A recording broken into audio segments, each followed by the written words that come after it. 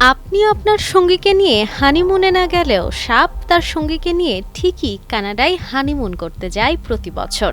শুনে অবাক হচ্ছেন নিশ্চয়ই। শুনতে অবাক লাগলেও এমন ঘটনা সত্যি সত্যিই ঘটে। সাপ প্রাণী জগতের ভয়ঙ্কর প্রাণীদের মধ্যে একটি, যার নাম শুনলেই আমরা ভয় পেয়ে যাই। কিন্তু পৃথিবীতে এমন এক জায়গা রয়েছে যেখানে একসাথে দেখা মেলে প্রায় ৭৫,০০০ সাপের। এমন বিস্ময়কর প্রাকৃতিক ঘটনার সাক্ষী হতে প্রতি বছর অসংখ্য পর্যটক ও গবেষক ভিড় করেন কানাডার ম্যানিটোবা প্রদেশের নার্সিস শহরে। ভারতীয় সংবাদ মাধ্যম এনডিটিভির এক প্রতিবেদন থেকে এই তথ্য জানা যায়। প্রতিবেদনে বলা হয়, নার্সিস এখন বিশ্বজুড়ে পরিচিত সাপের হানিমুন স্পট হিসেবে। প্রতি বসন্তে প্রায় ৭৫,০০০ লাল ডোরাকাটা স্টার্ন গার্টার সাপ জড়ো হয় এখানে।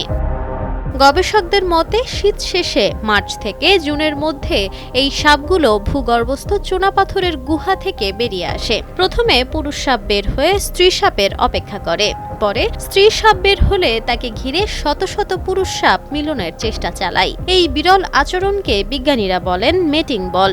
দূর থেকে দেখলে মনে হয় মাটির ওপর যেন বিশাল কোনো সাপের গোলক নড়াচড়া করছে। পৃথিবীর খুব কম জায়গাতেই কাছ থেকে হাজার হাজার সাপের এমন আচরণ দেখার সুযোগ রয়েছে বলে জানিয়েছেন বিশেষজ্ঞরা।